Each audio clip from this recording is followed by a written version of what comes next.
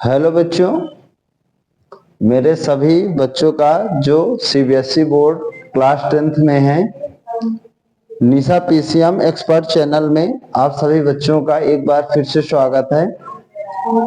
जो भी बच्चे इस चैनल से जुड़े, जो भी सीबीएसई बोर्ड क्लास 10th के हैं, जिन्हें भी मैथ्स पढ़ना है या बाकी सब्जेक्टों के बारे में लेक्चर से चाहिए, वो इस चैनल को सब्सक्राइब करें और साथ में ही बेल आइकन की घंटी को प्रेस करें, जिससे कि कोई भी लेक्चर यहां से अपलोड किया जाए तो वो सबसे पहले आप तक पहुंचे। मेरा एक ही टारगेट है बच्चों, ज्यादा बात ना करते हुए, कि मैं इस प्लेटफॉर्म के माध्यम से 6 to 10th सबसे पहले फिजिक्स केमिस्ट्री मैथ के सभी लेक्चर्स प्रॉपर सीक्वेंस में यूट्यूब में अपलोड करूं, और इसके लिए मुझे सिर्फ आपका एक सपोर्ट चाहिए। एक तो जो भी लेक्चर्स में कुछ आपको कमी समझ में आए उनको आपको कमेंट करके बताने की जरूरत है, और दूसरा नंबर ये है कि आपको पढ़ना क्या है, कौन सा पोर्शन आपका इन चीजों में, इन सब्जेक्ट्स में वीक लगता है और आप किस क्लास से बिलोंग करते हैं, उस चीज को बताने की जरूरत है। बच्चों, पिछली वीडियो में हम लोगों ने ट्रिग्नोमेट्री की जो सीरीज थी, जहां से 12 नंबर का क्वेश्चन बोर्ड पेपर में पूछा जाता है, आउट ऑफ 80 मार्क्स में एक 12 मार्क्स का क्वेश्चन पूछा जाता है, पूरी उस सीरीज से उसको हम लोगों ने खत्म किया। इस नई सीरीज में जहां से कम 5 to 6 मार्क्स का क्वेश्चन आपके बोर्ड पेपर में पूछा जाता है, स्पेशली कोऑर्डिनेट ज्योमेट्री से, मैं उस कोऑर्डिनेट ज्योमेट्री के चैप्टर को, उसके बेसिक्स को आप लोगों को सामने बताऊंगा कि क्या क्या उसमें पढ़ने की जरूरत है, क्या क्या चीज की जरूरत है, और देन उसके बाद 2 3 4 एक्सरसाइज है जो उनको हम लोग अपनी जो आर.एस. अग्रवाल की बुक है उसके क्वेश्चन लेते हुए उनको फिनिश करेंगे। तो बच्चों, आज हम लोग कोऑर्डिनेट ज्योमेट्री चैप्टर को स्टार्ट करने जा रहे हैं। चलिए हम लोग शुरू करते हैं। बच्चों, कोऑर्डिनेट ज्योमेट्री, जैसे कि मैं बताने की आपकी कोशिश करूं, इसका नाम से ही आपको समझ में आ रहा होगा, कोऑर्डिनेट। बचपन से आप अपने, जब भी ये चीज आप शुरू में जान पाए होंगे, आपको बोला गया होगा कोऑर्डिनेट का मतलब होता है मेरे बच्चों, क्या होता है बताओ? पेयर। कोई भी दो चीजें आप पेयर में लिख दीजिए, उनको हम लोग क्या नाम दे देंगे? कोऑर्डिनेट। कोऑर्डिनेट नाम दे देंगे। जब भी पेयर में लिखें, उसके साथ साथ स्मॉल ब्रैकेट में लिखना हमको जरूरी है। पेयर में छोटे ब्रैकेट के अंदर आपको लिखने की जरूरत है, पेयर में लिखना। किसी बच्चे ने कहा सर मैं 3,4 लिख देता हूं। यस बच्चे, ये एक कोऑर्डिनेट को रिप्रेजेंट करता है। किसी ने बच्चे ने कहा सर मैं -7/2, 5/4 को लिख देता हूँ। यस बच्चे, ये एक कोऑर्डिनेट को रिप्रेजेंट करता है। आप दुनिया का कोई भी अल्फाबेट, दुनिया का कोई भी कांस्टेंट नंबर, कुछ भी लिख दो, पेयर में होना चाहिए छोटे ब्रैकेट के अंदर, उसको हम लोग कोऑर्डिनेट कहेंगे। अच्छा बच्चों, जब भी कोऑर्डिनेट ज्योमेट्री का चैप्टर हम लोग पढ़ना शुरू करते हैं, कहीं पर भी हमको सबसे पहली बात उसका जो ग्राफिकल रिप्रेजेंटेशन, उसके बारे में सिखाया जाता है। वो चीज क्या होता है, उसके बारे में जितना हमको कोऑर्डिनेट ज्योमेट्री चैप्टर में जरूरत है, उस चीज को हम लोग पढ़ने की कोशिश करेंगे। उसमें आपको बताया जाता है कि जब भी कोऑर्डिनेट रिप्रेजेंट करते हैं तो सबसे पहला टॉपिक ये है, इन कोऑर्डिनेट्स को दोनों हैं, जैसे ये यहाँ पे है, यहाँ पे ये है, इनके नेम क्या हैं? तो बच्चों आपको पता होगा कि जनरली पहला कोऑर्डिनेट हम लोग, चाहे ग्राफ में हो चाहे नॉर्मल लिखते हैं, उसको एक्स मानते हैं, एक्स एक्सिस का। दूसरा कोऑर्डिनेट वाई एक्सिस का, चाहे वो प्लस का हो चाहे वो माइनस का हो, और इस एक्स को एक स्पेशल नाम से जानते हैं, एप्सिका। किस नाम से जानते हैं बच्चों? एप्सिका। और दूसरा जो कोऑर्डिनेट होगा वाई, उसको हमेशा किस नाम से जानेंगे? ऑर्डिनेट। आप ध्यान रखिएगा, एप्सिका क्या होता है, ऑर्डिनेट क्या होता है। किसी पेयर में अगर इसमें कहा एप्सिका बताओ तो आप 3 बताओगे, ऑर्डिनेट कहेगा तो 4 बताओगे। इसमें बोलेगा एप्सिका -1/2, ऑर्डिनेट 5/2। ओके, कोई भी चीज पढ़ने के लिए कम से कम उसका एक बेस होना जरूरी है, उसके बाद ही हम उसके क्वेश्चन को सॉल्व कर पाएंगे। तो ये चीजें ऐसे बता दी गई, कोई से बच्चे को मान लीजिए क्वेश्चन न लिखे कि मैं इसको ऑर्डिनेट कर दो, इसको एक्सेस कर दूं।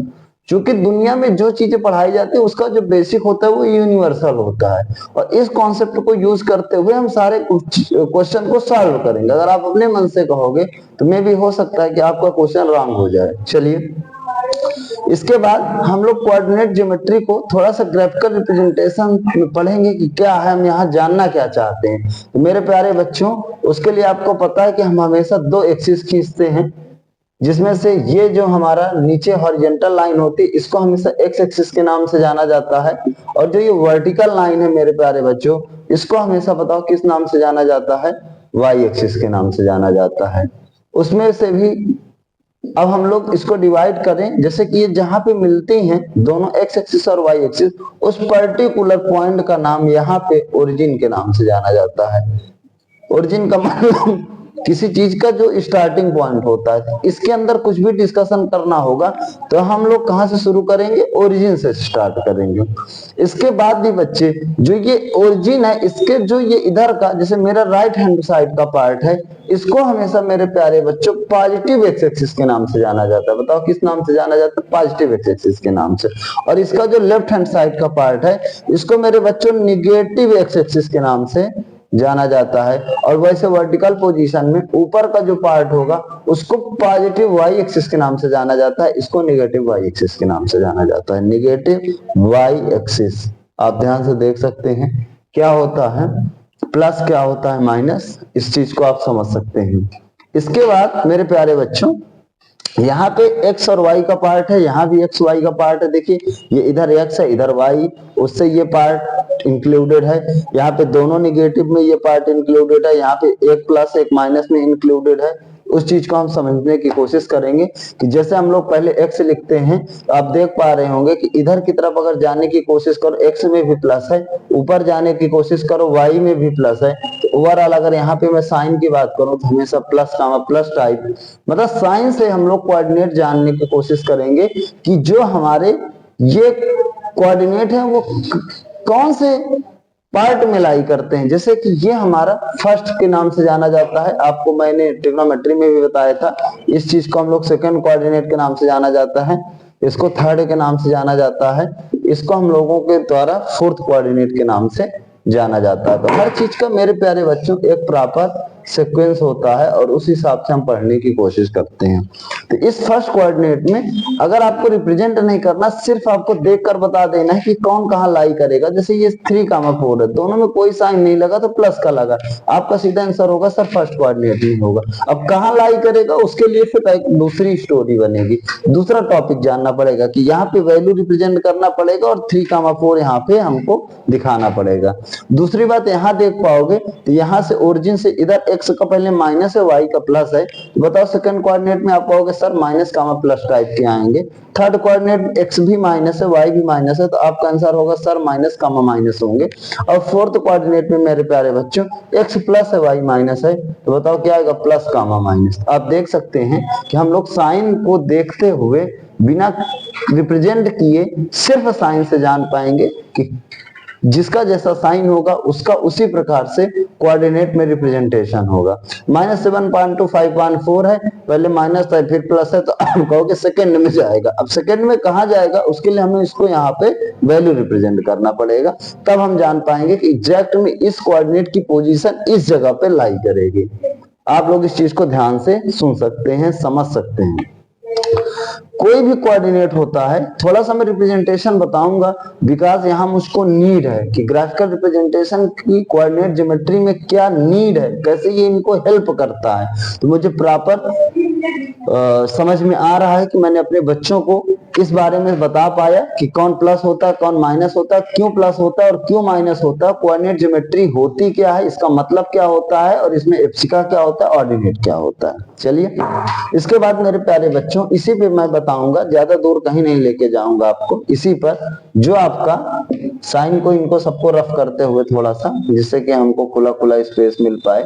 मेरे प्यारे बच्चों की ग्राफिकल रिप्रेजेंटेशन ऐसे नहीं हो जाता कि किसी भी चीज को कहीं भी लिख दो, उसके लिए कुछ स्पेशली रूल्स होते हैं। ग्राफ की कॉपी आती है मार्केट में, आप लोग पता करेंगे तो आपको जान पाएंगे कि या नॉर्मल कॉपी में छोटे छोटे स्मॉल डिवीजन बना के रिप्रेजेंट कर सकते हो, लेकिन यहाँ पे रिप्रेजेंटेशन आपके सिलेबस में CBSE board class 10th mathematics में नहीं है फिलहाल इस चैप्टर में, और इसके लिए हमको बस जो जरूरत है हम वो समझने की कोशिश करेंगे यहाँ पे। चलिए पहली बात, जब कभी भी हमको ग्राफ को रिप्रेजेंट करना था, देखिए पॉजिटिव एक्स था, ये नेगेटिव एक्स था, ये पॉजिटिव वाई था मेरे प्यारे बच्चों, ये नेगेटिव वाई था, राइट। चलिए, कभी भी हमको ग्राफ को रिप्रेजेंट करना होगा, ठीक है, किसी भी चीज का, उसके लिए सबसे बेहतर ये है, सबसे ज्यादा जानने की ये जरूरत है कि चाहे पॉजिटिव एक्स एक्सिस में हो, चाहे निगेटिव वाई एक्सिस में हो, मतलब चाहे पूरा एक्स एक्सिस हो चाहे पूरा वाई एक्सिस होगा, वहां पे गैपिंग हम लोग कांस्टेंट रखते हैं मेरे प्यारे बच्चों, गैपिंग कांस्टेंट रखते हैं।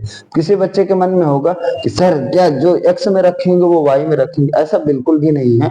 आपको कई सारे कोऑर्डिनेट्स मिलेंगे, वहां पे आपको जिस हिसाब से 2 2 की गैपिंग में, 4 4 की गैपिंग में, 5 5 की गैपिंग में, जिस तरह से समझ में आए उस तरह से आपको गैपिंग को सेम रखना है। गैपिंग कांस्टेंट होना चाहिए। अगर आपने यहाँ पे 2 4 6 8 से शुरू किया, इधर जरूरी है कि -2 -4 -6 -8 ही लिखना पड़ेगा। आप इसमें 2 के बाद इधर 3 4 5 6 ऐसा कुछ नहीं लिख सकते। Gapping should be constant. Y axis में 2 2 की गैपिंग ना रखे, अगर 1 1 की रखना चाहते हो तब भी मेरे प्यारे बच्चों 1 भी % की कोई दिक्कत नहीं है, 1 भी % की कोई दिक्कत नहीं है। ये आप पर डिपेंड करेगा कि आप कितने की गैपिंग रखना चाहते हो, आपको नीड कितने की है वहां पे रिप्रेजेंटेशन की। ये सबसे बड़ा इंपॉर्टेंट फैक्ट है कि जब भी ग्राफिकल रिप्रेजेंटेशन करते हैं हम लोग गैपिंग वैल्यूज को देखकर, चाहे एक्स की चाहे वाई की, उसको हम लोग कांस्टेंट रखते हैं। इसके बाद छोटी सी बात, जैसे हमें यहाँ 3,4 रिप्रेजेंट करना है, छोटा सा कोऑर्डिनेट है, इसका दोनों का साइन प्लस है, तो सबसे पहली बात प्यारे बच्चों, हमें जब की कोई भी पेयर कोई भी कोऑर्डिनेट रिप्रेजेंट करना होगा तो हमेशा हम ओरिजिन से प्रोसीड करते हैं। अब जैसे आप देख पा रहे होंगे x में एप्सिका हमारा 3 है, ऑर्डिनेट हमारा 4 है, तो सबसे पहले हम ओरिजिन से x एक्सिस में मूव करेंगे। जैसे ही हम लोग मेरे प्यारे बच्चों मूव करेंगे तो 2 है 4 है, कहीं इसके बीच में यहाँ पे मेरा 3 आएगा, बताओ आएगा कि नहीं आएगा, बोलोगे यस आएगा। इसके बाद यहां से हमें y में 4 मूव करना है, तो जैसे मैं यहां से x में तो 3 गया पहले, y में 4 गया, तो इसके बाद में जैसे ऊपर की तरफ बढ़ने की कोशिश किया तो आप कहोगे सर ये y इसका 4 यहाँ इसके सामने आ रहा, आप कहोगे सर ये कोऑर्डिनेट मेरा रिप्रेजेंट करेगा 3,4 को। इस तरीके से हम लोग कोऑर्डिनेट को ग्राफ्स में रिप्रेजेंट करते हैं।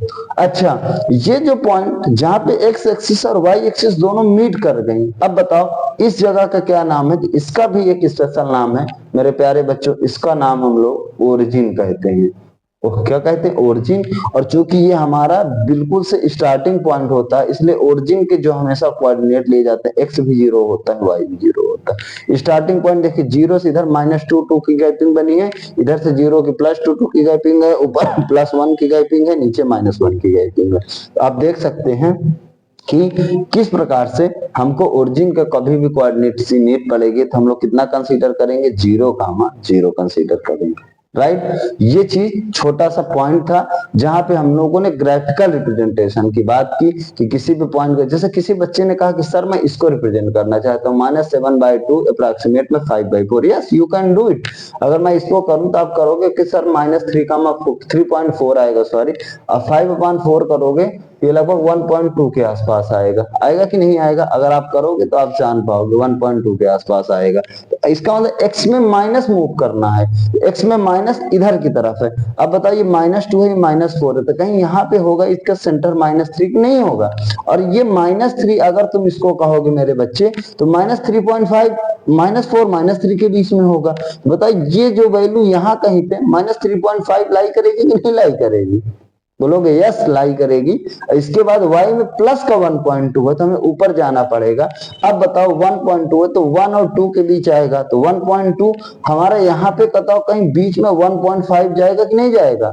1 और 2 के बीच 1 1.1 1.2 1.3 1.4 1.5, और इसके बीच में कहीं यहाँ पे 1.2 लाई करेगा कि नहीं लाई करेगा? अगर जिन बच्चों को कि कौन सा पॉइंट कहाँ लाई करेगा ये चीज नहीं सीख पा रहे हैं, सिंपल से कैलकुलेशन है, हम लोग अपने माइंड को सेटअप करें। 1 और 2 का हाफ 1.5 हो गया, फिर 1 और 1 पॉइंट का हाफ यहाँ कहीं बीच में आएगा, उस चीज को आप कमेंट कर दीजिएगा। मैं ग्राफिकल रिप्रेजेंटेशन पर एक 40 से 45 मिनट की एक अच्छी सी लेक्चर आपको प्रोवाइड कर दूंगा जिसमें सारे कॉन्सेप्ट आपके दूर हो जाएंगे। तो अब ये मेरा 1.2 है, तो मेरे हिसाब से लगभग ये मेरा बताओ यहाँ पे ये इसके सामने यहाँ पे मीट करेगा। तो जो ये चीज मैंने रिप्रेजेंट किया, यस मेरे प्यारे बच्चों ये चीज आपका किसको रिप्रेजेंट करेगा? -7/2, 5/4।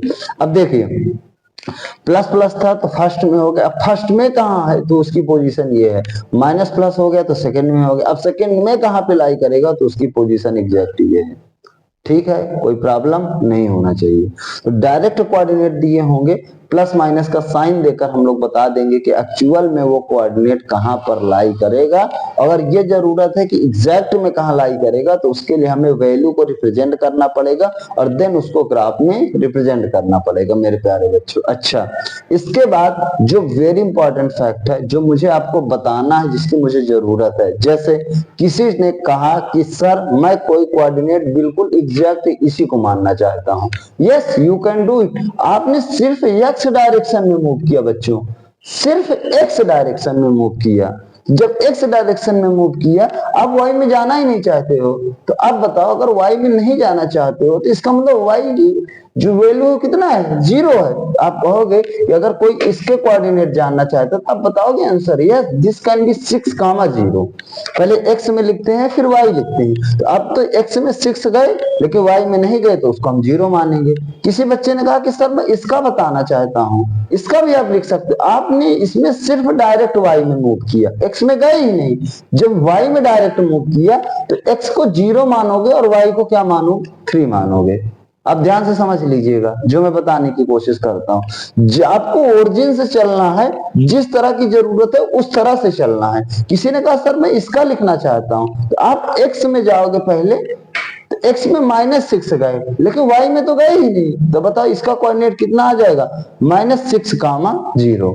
अगर किसी बंदा कह रहा मैं इसका लिखना चाहता हूं तो आप डायरेक्ट यहां से चले ओरिजिन से अपने और स्टार्टिंग पॉइंट से और डायरेक्ट सीधा वाई में चले तो पहुंच गए। एक्स में तो आपने मूव ही नहीं किया, इसका कोऑर्डिनेट होगा 0,-4। मुझे उम्मीद है कि आप इस बात को अच्छे से समझ पा रहे होंगे कि किस तरह से हम लोग किसी भी जगह के कोऑर्डिनेट को डिटरमाइन करते हैं। आपको पहले एक्स में जाना है फिर वाई में जाना है। अगर एक्स में नहीं जाओगे तो उसको 0 कर दो, वाई में जितना गए हो उतना लिख दो। अगर कहीं एक्स पे गए हो वाई पे नहीं गए हो ओरिजिन से तो वाई 0 कर दो तो एक्स की वैल्यू लिख दो। This is the important fact. मैं यहाँ से कंक्लूजन आपके लिए बहुत ही प्यारा सा निकालूंगा।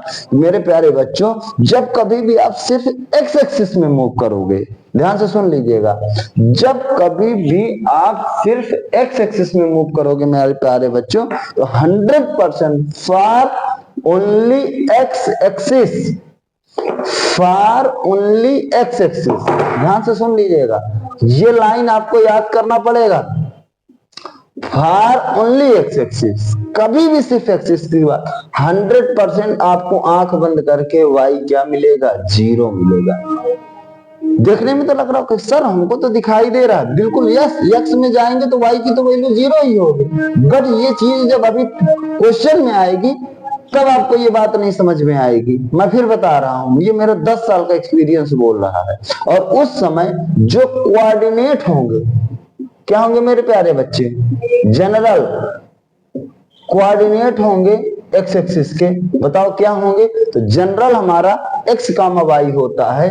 तो अगर वाई तुम्हारा 0 है तो कोऑर्डिनेट क्या बनेंगे, x comma 0। Very very important fact, very very important. पूरे 3-4 चैप्टर में इसकी बहुत ज्यादा जरूरत है मेरे प्यारे बच्चों।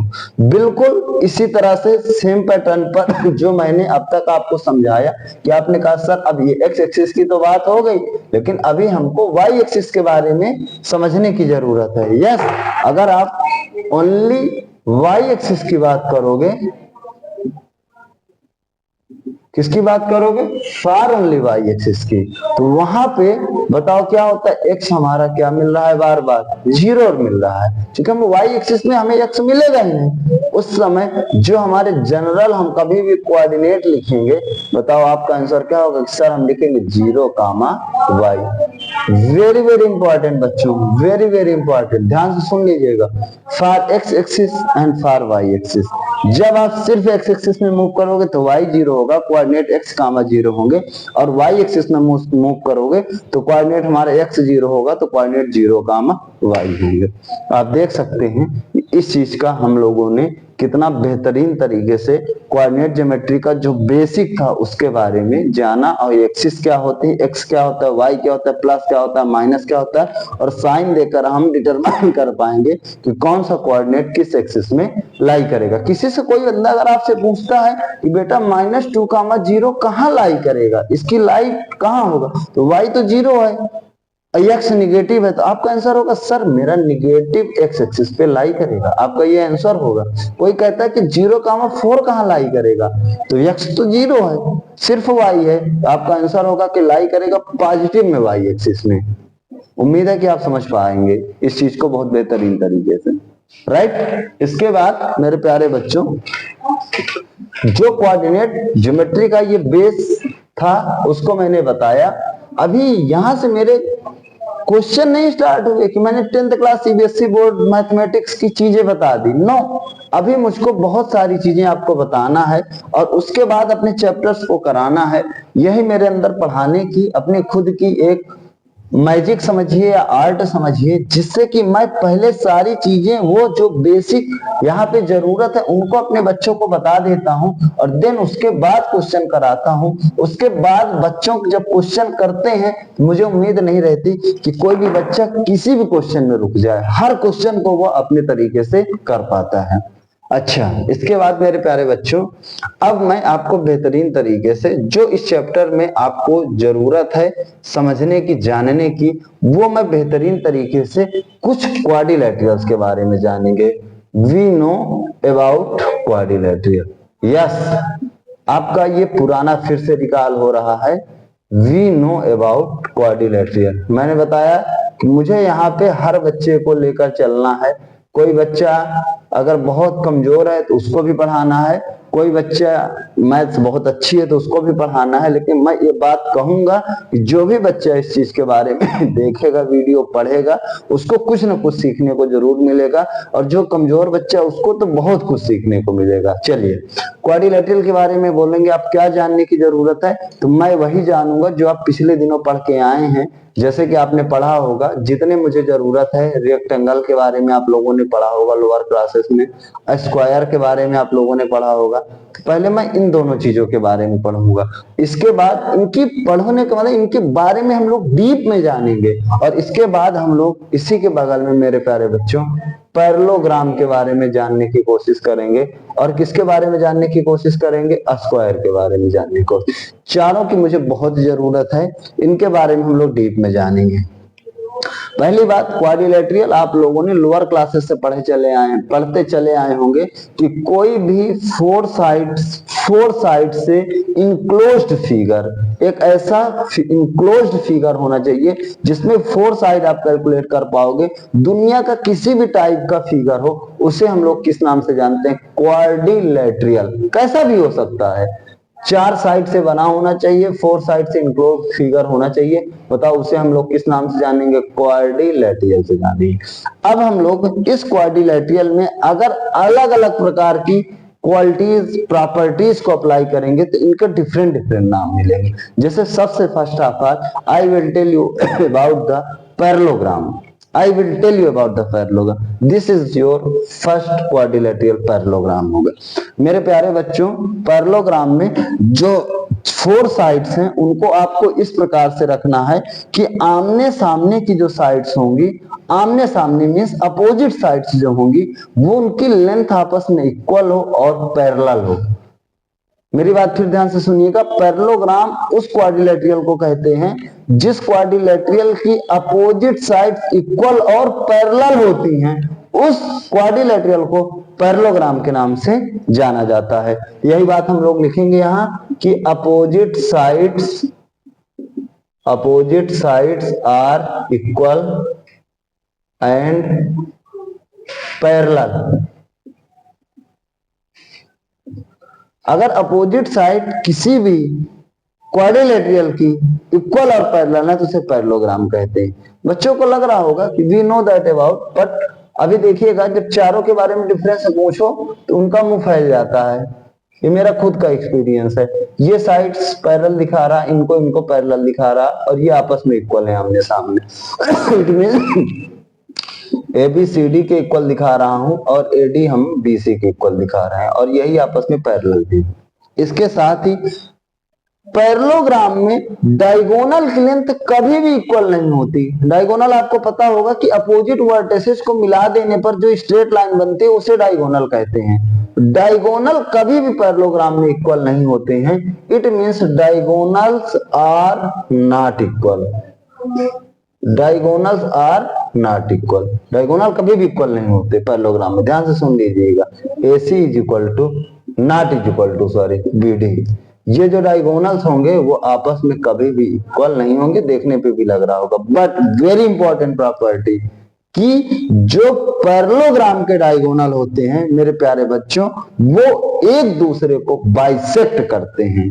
The diagonal of parallelogram, diagonal of parallelogram, ये पैरेललोग्राम है मेरा, ये पैरेलल की साइन है, GM से ग्राम हो गया, bisect to each other. Very important property, आप ध्यान से सुनिएगा कि ये वेरी इंपॉर्टेंट प्रॉपर्टी है कि पैरेललोग्राम के डायगोनल एक दूसरे को बाइसेक्ट करते हैं। बाइसेक्ट का मतलब आप समझ रहे होंगे कि अगर इस पॉइंट को मैं O मानूं तो जो OA होगा और जो OC होगा, इसको थोड़ा रफ करना पड़ेगा मेरे बच्चों, OA होगा जो मेरा OC होगा वो आपस में इक्वल होगा और OB होगा जो OD होगा वो आपस में इक्वल होगा।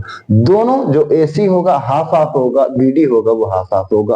और वेरी इंपॉर्टेंट कि अगर OA OC की इक्वल है, OB OD की इक्वल, इसका मतलब कि AC का मिड पॉइंट, बाइसेक्ट का आधा आधा तभी हुआ होगा जब O is mid point of AC। बच्चे ध्यान से समझिएगा, O is midpoint of AC and also O is midpoint of BD. O is midpoint of BD. Very important है, आप इस चीज को ध्यान से समझिएगा। इतनी लाइंस पैरेललोग्राम के बारे में जो मैंने आपको बताया कि पैरेललोग्राम कहते किसे कहते हैं, वो किस टाइप का क्वाड्रिलेटरल होता है और इसकी क्या प्रॉपर्टी होती हैं, जितनी चीजों के बारे में मैंने आपको बताया ये पैरेललोग्राम का बेसिक होता है मेरे प्यारे बच्चों। इसके बाद इसी में मैं आप लोगों को रेक्टेंगल के बारे में बताने की कोशिश करूंगा। पैरेललोग्राम से रेक्टेंगल की प्रॉपर्टी मिलती है, स्क्वायर से रोम्बस की प्रॉपर्टी मिलती है। ओके, चलिए अब इसकी लिखेंगे। पहली प्रॉपर्टी हमारी बिल्कुल सेम है रेक्टेंगल की, opposite sides are equal and parallel. ध्यान से समझिएगा, तब आपका क्वेश्चन होगा कि सर फिर दोनों में अंतर क्या है। मैं बताने की कोशिश कर रहा हूं बहुत जल्द आप लोगों के लिए कि अपोजिट साइड्स आर इक्वल, इसकी भी होती है इक्वल, और क्या होती है मेरे प्यारे बच्चों, पैरेलल होती है। बट देखिए, बट इसमें लिखा गया each angle of rectangle is 90 degree. Very important कि जो हर एंगल होगा वो रेक्टेंगल का हमेशा कितना होगा, 90 डिग्री होगा। 90 के अलावा अगर कोई भी एंगल बने, जैसे यहाँ पे इनके क्या होते हैं कि अपोजिट इक्वल होते हैं। आप ध्यान से समझिए, अपोजिट इक्वल होते हैं, एंगल कभी भी 90 नहीं होगा। लेकिन रेक्टेंगल में अपोजिट साइड इक्वल तो पैरेलल होंगी, बट ईच एंगल बताओ कितना होगा, 90 डिग्री का होगा। ध्यान से समझ लीजिएगा। ये मैं एक छोटा सा रेक्टेंगल आपके सामने बनाता हूं और इसके बारे में मैं चीजों को बताता हूं। ABCD, इसका हर एक एंगल 90 डिग्री का है, हम लोगों ने माना है। ये रेक्टेंगल की एक प्रॉपर्टी होती है। और अपोजिट साइड क्या होंगी बताओ, ये सॉरी मजेदार, इसको थोड़ा अच्छा सा बनाते हैं। बच्चों को लगना चाहिए कि भाई रेक्टेंगल है, वरना कमेंट करेंगे कि रेक्टेंगल भी अच्छा सा नहीं बना। ये ABCD, इसको आप मिला दीजिए, A को C से, B को D से मिलाइए, ठीक है। ये ध्यान रखिए, यहाँ पे भी वही सेम चीज, AB हमारा CD के इक्वल होगा और AD हमारा मेरे प्यारे बच्चों BC के इक्वल होगा। ABCD ADBC, opposite side equal, parallel हो गई, हर एक एंगल 90 डिग्री का। इसके बाद इसकी प्रॉपर्टी, डायगोनल की लेंथ हमेशा इक्वल होती है। Length of diagonal are always equal. जो डायगोनल की लेंथ होती है मेरे प्यारे वो क्या होती है, इक्वल होती है। इट मीन्स AC की जो वैल्यू होती है वो BD के इक्वल होती है, राइट। इसके बाद बाकी सारा कुछ नीचे यही है जो आप सामने देख पा रहे हैं। The diagonal of rectangle bisect each other, same चीज है हम लोग लिखेंगे यहाँ पे भी। डायगोनल जो होते हैं रेक्टेंगल के वो क्या करते हैं मेरे प्यारे बच्चों, एक दूसरे को बाइसेक्ट करते हैं, ठीक है। जब बाइसेक्ट करेंगे तो सेम चीज मैं पूरा नहीं लिखूंगा, OA हमारा OC की इक्वल होगा, OB हमारा OD की इक्वल होगा, और ये आपस में भी इक्वल होते हैं। और सबसे इंपॉर्टेंट बात कि O हमारा मिड पॉइंट होगा AC का, O हमारा मिड पॉइंट होगा बच्चों BD का। ध्यान से देखिएगा, यहाँ भी वही सेम चीज होती है। तो जो मेरे दोनों में डिफरेंट थी वो मैंने आपको दोनों को कंपेयर करते हुए आप लोगों के सामने एक्सप्लेन करने की कोशिश की। आप उस चीज को ध्यान से समझने की कोशिश करिए। ये मेरा दूसरा क्वाड्रिलेटरल के बारे में मैंने डीप में जानकारी आप लोगों को दी। इस चैप्टर कोऑर्डिनेट ज्योमेट्री में इसकी मुझे नीड है। इसके बाद मेरे बच्चों आप समझ गए होंगे कि ये इक्वल होते हैं, वो AC का मिड पॉइंट होता है जो कि बाइसेक्ट करते हैं, और जब ये मिड पॉइंट होगा तो इस प्रॉपर्टी को हम लोग कहीं यूज करेंगे, वो आपको मैं आगे चल के बताने की कोशिश करूंगा। इसके बाद मेरे प्यारे बच्चों जो दो अभी क्वाड्रिलेटरल हमको और जानना है, बताओ कौन कौन सा जानना है। तो आप कहोगे कि सर हमको पहला क्वाड्रिलेटरल जो 4 साइड से बनता है रोम्बस जानने की इच्छा है, और दूसरा क्वाड्रिलेटरल मेरे प्यारे बच्चों जो जानने की इच्छा है उसका नाम बताओ क्या है, स्क्वायर हमको जानने की इच्छा है। हमको दो क्वाड्रिलेटरल और जानने की इच्छा है। First is known as rhombus and second is known as square. चलिए मैं तीसरा नंबर रोम्बस से उठाऊंगा और उसके भी कंपेयर करते हुए चीजें बताऊंगा, और इधर की तरफ मैं किसके बारे में लिखूंगा मेरे बच्चे, स्क्वायर के बारे में। दोनों कंपेयर करते हैं तो बच्चों को डाउट नहीं होता है कभी भी, स्क्वायर। ओके चलिए ये हमारा क्या होगा, रोम्बस। मेरे प्यारे बच्चों रोम्बस एक ऐसा क्वाड्रिलेटरल होता है जिसकी चारों साइड इक्वल होते हैं। ध्यान से समझिएगा, four sides are equal. Same चीज यहां भी होता है। स्क्वायर एक ऐसा क्वाड्रिलेटरल होता है जिसकी जो चारों साइड्स होती हैं वो मेरे प्यारे बच्चों क्या होती हैं, इक्वल होती हैं। ये पहला पॉइंट हो गया। बट रोम्बस के केस में कोई भी एंगल 90 डिग्री नहीं होता, ये अंतर होता है। और स्क्वायर के केस में ईच एंगल 90 डिग्री होता है।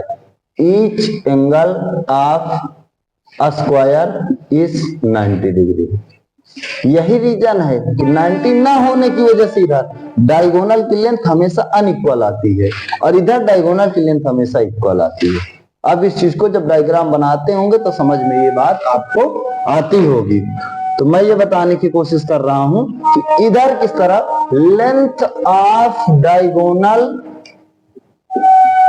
आर नॉट इक्वल, और इधर की तरफ मेरे प्यारे बच्चों length of diagonal is equal.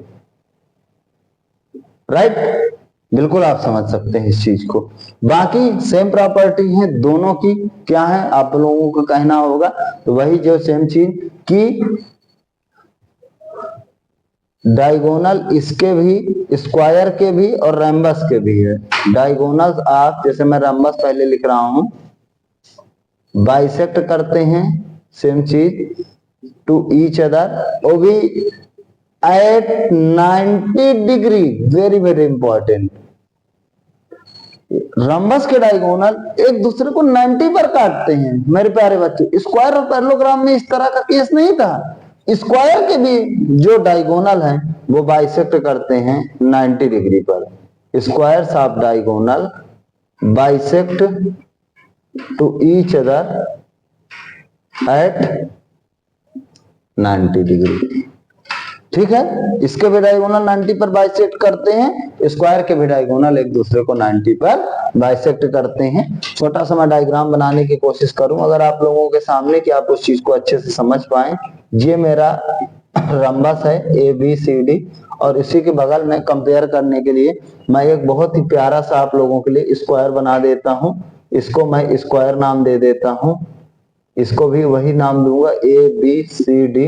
इसमें आप देख सकते हैं कि ये चारों साइड्स इक्वल हैं, इसमें भी ये चारों साइड्स इक्वल हैं। हर एक एंगल यहाँ पे ये 90 है, हर एक एंगल। यहाँ पे कोई भी एंगल हमारा 90 नहीं है, ठीक है। इसके डायगोनल अनइक्वल हैं, AC और BD। इसके दोनों डायगोनल आपस में मेरे प्यारे बच्चों क्या होते हैं, इक्वल होते हैं। इसको यहां से जाना चाहिए। प्लस खास में ये बाइसेक्ट करते हैं O पर, ठीक है। तो जब O पे बाइसेक्ट करेंगे तो ध्यान से समझिएगा कि OA OC के इक्वल होगा मेरे प्यारे बच्चों। वही सेम चीज हमेशा OB OD के इक्वल होगा, और O जो है वो क्या होगा मेरे प्यारे बच्चों, मिड पॉइंट होगा। किसका मिड पॉइंट होगा? तो आप कहोगे कि सर AC का भी होगा और किसका होगा, BD का भी होगा। सेम चीज उधर की तरफ भी होगी कि अगर ये O होगा तो OA OC के इक्वल होगा, और OB OD के इक्वल होगा, और O हमारा मिड पॉइंट होगा AC का और BD का। ये हमारे 4 क्वाड्रिलेटरल्स हुए जिनके बारे में हम लोगों ने डीप में कंपेयर करते हुए चारों के बारे में एक अच्छा खासा डिफरेंस जानने की कोशिश की। रेक्टेंगल होता है क्या, पैरेललोग्राम होता है क्या, रंबस होता है क्या, स्क्वायर होता है, ठीक है। ये कोऑर्डिनेट ज्योमेट्री में आपको इसकी नीड है पढ़ने के लिए, इसलिए हमने जाना। ऐसा कुछ नहीं है कि आपको 8th और 7th का पढ़ाया जा रहा है। ये वीडियो 10th क्लास के लिए शूट हो रही है और 10th क्लास का ही आपको बताया जा रहा है, क्योंकि इसकी हमको जरूरत है। इसके बाद मेरे प्यारे बच्चों अब मैं आपको बताने की कोशिश करूंगा कि हम लोग यहाँ पे थोड़ा सा और जानने की कोशिश करेंगे शार्ट में ट्राइंगल्स के भी बारे में। जो आप लोग इसके बारे में जानते हैं मुझे पता है, लेकिन मैं रिकॉल कराऊंगा ट्राइंगल्स के बारे में। क्वाड्रिलेटरल 4 साइड से इनक्लोज्ड फिगर होता है, ट्राइंगल 3 साइड से इनक्लोज्ड फिगर होता है। एक ऐसा ज्योमेट्रिक फिगर जो 3 साइड से बाउंड होता है उसे ट्राइंगल कहते हैं, ठीक है। जैसे कि आपके सामने ये 3 साइड से इनक्लोज्ड फिगर है, इसे क्या कहते हैं, ट्राइंगल कहते हैं। सिंपल सी बात बता दूं कि जब ट्राइंगल की तीनों साइड में कोई भी इक्वल ना हो एक दूसरे के, मैं क्या कह रहा हूं कि ये 3 साइड है, तीनों भी एक दूसरे की इक्वल नहीं है। मतलब AB BC AC तीनों साइड की लेंथ आपस में इक्वल नहीं है, तो उसे हम लोग किस कैटेगरी में डालते हैं, स्केलेन। बताओ बच्चे किस कैटेगरी में डालते हैं, स्केलेन डालते हैं, राइट। वही आपके सामने इसका फिगर बना हुआ है कि तीनों की लेंथ आपस में एक दूसरे के इक्वल नहीं है।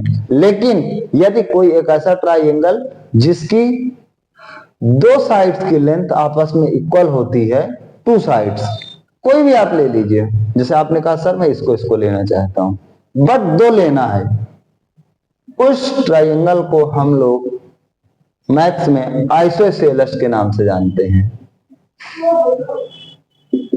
किस नाम से जानते हैं, आइसोस्केलस ट्राइंगल के नाम से जानते हैं, राइट। इसके बाद अगर आप ऐसा ट्राइंगल बना दे जिसकी तीनों साइड्स इक्वल हो जाएं, ध्यान से समझिएगा, 2 बराबर होंगे कोई भी आइसोस्केलस, एक भी नहीं बराबर होगी स्केलिंग, तीनों इक्वल हो जाए, उसे हम लोग मैथ्स में इक्विलैटरल ट्राइंगल के नाम से जानते हैं।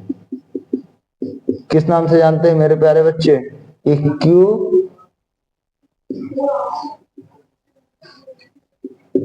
ट्राइंगल के नाम से जानते हैं।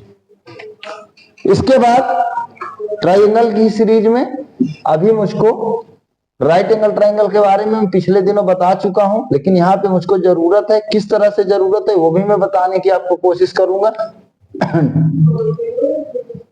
जैसे कि आपने देखा था कि राइट एंगल ट्राइंगल जो कि एक एंगल 90 डिग्री का होता है, 2 एंगल एक्यूट होते हैं, उसे राइट एंगल ट्राइंगल कहते हैं। और इसमें 90 के सामने की जो साइड हाइपोटेनस होती है वो दोनों के स्क्वायर के सम के इक्वल होती है। ये आपको मैंने ट्रिग्नोमेट्री में बताया था।